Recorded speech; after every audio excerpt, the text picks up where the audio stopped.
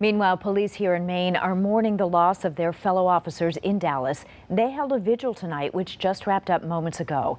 As Fox 23's Dan Lamparello reports now live, police from around the state turned out. Dan? That's right, Kim. It was a solemn and emotional night here at the Maine Law Enforcement Officers Memorial in Augusta. And despite this tragedy in Dallas, hundreds of law enforcement officers, EMS, firefighters, and ordinary citizens all came out to show their respects here and join in prayer as well. Some of whom were here an hour before, and some are still here paying their respects as well.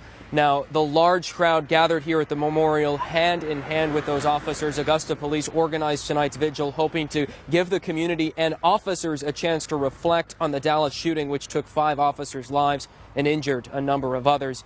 It's hit close to home for departments across the state, and many of them were present here tonight.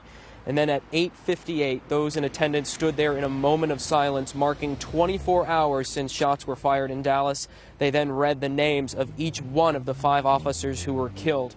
It was a fitting tribute under a fitting backdrop. This memorial has served as a place of reflection for years for those who've made the ultimate sacrifice.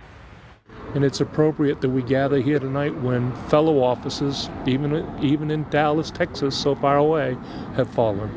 It's to show our respect to them and their families and to the other officers. Brings home a lot of emotions that, things can change in the blink of an eye, and that we still have a job to do, and in the middle of an animosity, in the middle of chaos, that police officers rely on each other, and that we are here to protect others and as well as ourselves.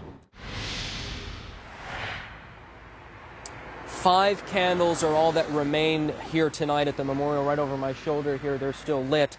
They are there, one each, for each of the officers who were killed in Dallas, a fitting reminder that Maine still stands with Dallas. We're live in Augusta. Dan Lamparello, Fox 23 News at 10.